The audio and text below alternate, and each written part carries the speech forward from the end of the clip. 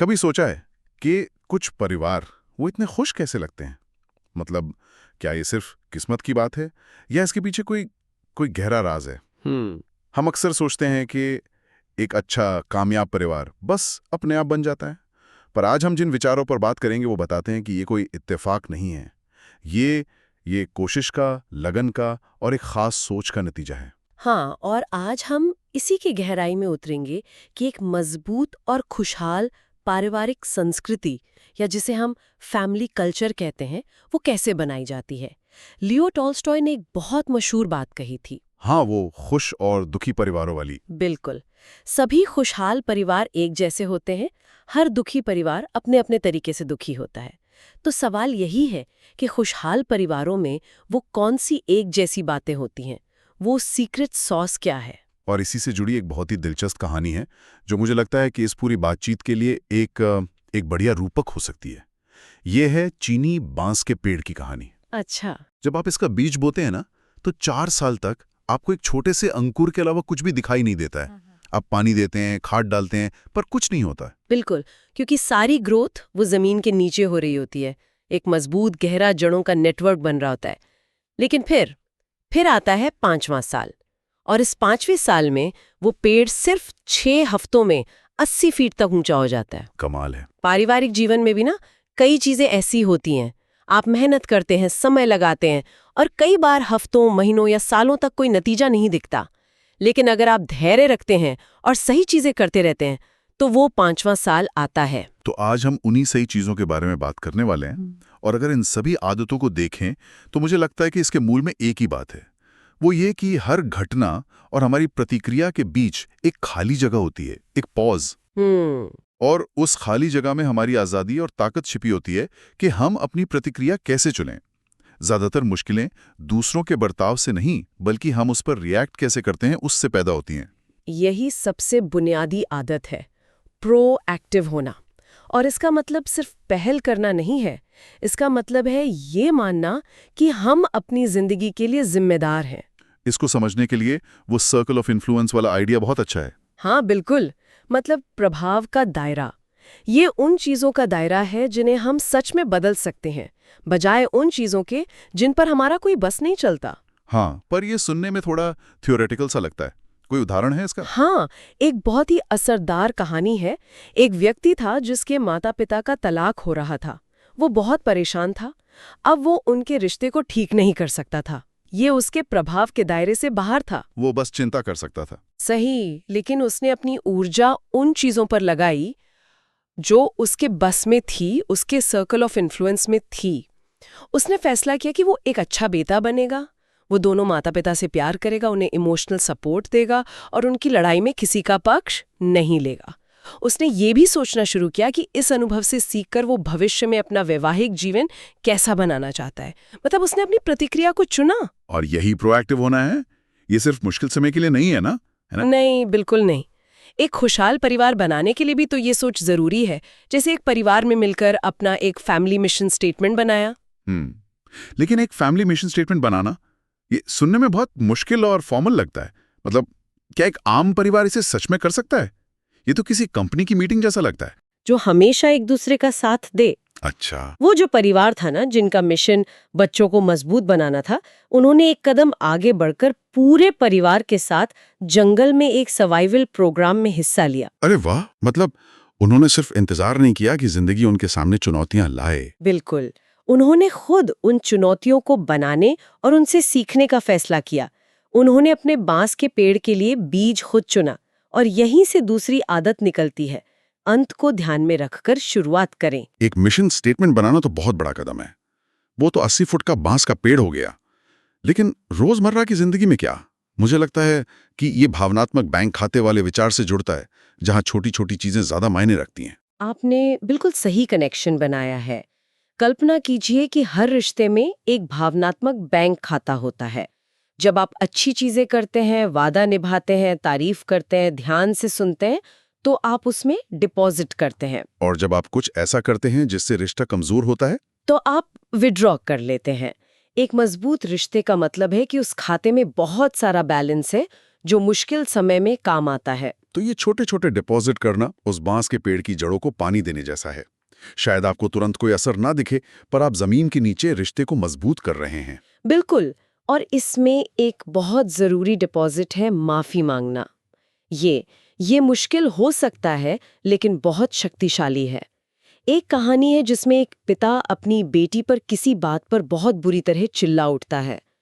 बेटी सहम जाती है क्योंकि उसने अपने पिता को हमेशा शांत और प्यार करते देखा था। ये माफी मांगना इतना मुश्किल क्यों होता है, खासकर माता पिता के लिए अपने बच्चों से? शायद लगता है कि इससे हमारी अथॉरिटी कम हो जाएगी। शायद। लेकिन इस पिता ने कुछ और किया। थोड़ी देर बाद जब वो शांत हुआ तो वो अपनी बेटी के पास गया, उसके बिस्तर पर बैठा और कहा, मुझे माफ कर दो, मुझे तुम पर ऐसे नहीं चिल्लाना चाहिए था। उस एक कदम ने, उस ईमानदारी ने उनके रिश्ते को कमजोर करने की बजाय और भी मजबूत बना दिया। और माफी मांगने जितनी ही ताकत माफ करने में भी है। हाँ। एक परिवार की कहानी है जिसमें 4 भाई बहन अपने माता पिता की मृत्यु के बाद उनकी चीजों के बंटवारे को लेकर इतना लड़े कि 4 साल तक एक दूसरे से बात नहीं की। सोचिए, एक छोटी सी गलतफहमी कितना बड़ा अकेलापन पैदा कर सकती है। वो सब एक दूसरे को मिस करते थे, लेकिन कोई भी पहला कदम उठाने को तैयार नहीं था। फिर एक दिन एक बहन ने हिम्मत करके अपने भाई को फोन किया और बस इतना कहा, जो कुछ भी हुआ उसके लिए मुझे माफ कर दो, मैं तुम्हें बहुत याद करती हूँ। लेकिन क्या सिर्फ माफ कर दो कह देना काफी होता है? मतलब 4 साल का दर्द एक फोन कॉल से कैसे मिट सकता है? ये एक बहुत जरूरी सवाल है। वो एक फोन कॉल अंत नहीं था, वो एक शुरुआत थी। उस एक डिपॉजिट ने बातचीत का दरवाजा खोला। उसने उस टूटे हुए परिवार को फिर से जोड़ने की प्रक्रिया शुरू कर दी। इसमें एक और दिलचस्प बात है, कभी-कभी हम जो डिपॉजिट कर रहे होते हैं वो दूसरे व्यक्ति के लिए मायने ही नहीं रखता। ये मुझे लव लैंग्वेजेस वाले आइडिया की याद दिलाता है। हाँ, बिल्कुल। एक पति अपनी पत्नी को प्यार जताने के लिए रोज गुलाब देता था, लेकिन पत्नी खुश नहीं रहती थी। पति को समझ ही नहीं आता था कि वो क्या गलत कर रहा है। सालों बाद उन्हें समझ आया कि पत्नी के लिए प्यार का मतलब सेवा था, घर के कामों में मदद करना, चीजें ठीक करना, जैसा उसके पिता उसकी माँ के लिए करते थे। पति की प्यार की भाषा अलग थी। ये तो कमाल की बात है। इसका मतलब यह है कि आप सालों तक बांस के पेड़ को पानी देते रह सकते हैं, लेकिन अगर आप गलत तरह का पानी या खाद दे रहे हैं तो जड़ें मजबूत नहीं होंगी। आपको ये समझना होगा कि पेड़ को क्या चाहिए। एकदम सही। इसलिए ये समझना जरूरी है कि दूसरे के लिए डिपॉजिट का क्या मतलब है। और ये समझने के लिए कि दूसरे को क्या चाहिए, हमें सुनना पड़ेगा। और यहीं पर तीसरी आदत आती है जो मुझे सबसे ज्यादा असरदार और शायद सबसे मुश्किल भी लगी। पहले दूसरे को समझने की कोशिश करें, फिर अपनी बात समझाएं। हम अक्सर इसका उल्टा करते हैं। हाँ, हमारी पहली कोशिश हमेशा अपनी बात मनवाने की होती है। ये सच है। हम दुनिया को वैसे नहीं देखते जैसी वो है, बल्कि हम उसे वैसे देखते हैं जैसे हम खुद हैं। हम सब ने अपने अपने तजुर्बों के, अपनी सोच के चश्मे पहने हुए हैं। एक पिता और बेटी की कहानी है जो इस बात को बहुत अच्छे से समझाती है। हाँ, एक पिता अपने बेटे से बहुत नाराज था क्योंकि उसने स्कूल की बास्केटबॉल टीम छोड़ दी थी। पिता ने उसे बहुत डांटा, अपनी दलीलें दी कि ये फैसला कितना गलत है, इससे उसका भविष्य खराब हो जाएगा। लेकिन बेटा बस चुप रहा। और घर में तनाव बढ़ गया होगा। बहुत। फिर पिता ने सोचा, शायद मुझे पहले उसे सुनना चाहिए। वो शांत होकर अपने बेटे के पास गया और कहा, मुझे समझाओ, मैं सुनना चाहता हूँ। और तब क्या हुआ? तब बेटे ने बताया कि वो बास्केटबॉल से प्यार करता है, पर वो लगातार अपने बड़े भाइयों से तुलना किए जाने के दबाव से थक गया है। कोच, दोस्त सब उससे वैसी ही उम्मीदें रखते थे। वो उस दबाव को और नहीं झेल सकता था। जब पिता ने यह सुना तो उनका पूरा नजरिया ही बदल गया। उन्हें एहसास हुआ कि वो अपने बेटे को नहीं, बल्कि अपनी उम्मीदों और अपने अतीत को देख रहे थे। हम सबने ये महसूस किया है, जहां हम सलाह देने या जज करने के लिए इतने उतावले होते हैं कि हम समस्या सुनते ही नहीं हैं। ये छोटे बच्चों के साथ भी होता है। वो एक कहानी है ना, एक बच्ची की जैसे गणित में घटाना समझ नहीं आ रहा था। उसके पिता ने उसे सेबों की मदद से समझाने की कोशिश की। उन्होंने मेज पर 5 सेब रखे, फिर 2 हटा लिए और पूछा, अब कितने बचे? बच्ची चुप रही। पिता ने कई बार कोशिश की पर वो समझ ही नहीं पा रही थी। आखिर में पिता ने हताश होकर पूछा, तुम्हें क्या समझ नहीं आ रहा? और बच्ची का जवाब बहुत मजेदार था। बच्ची की आंखें चमक उठी और वो बोली, अरे किसी ने मुझे बताया ही नहीं कि इसका मतलब निकाल देना होता है। कभी कभी समस्या बहुत छोटी होती है, बस हमें उसे समझने की जरूरत होती है। ठीक है, तो ये सब बातें सुनने में तो बहुत अच्छी लगती हैं। प्रोएक्टिव होना, लक्ष्य रखना, पहले समझना।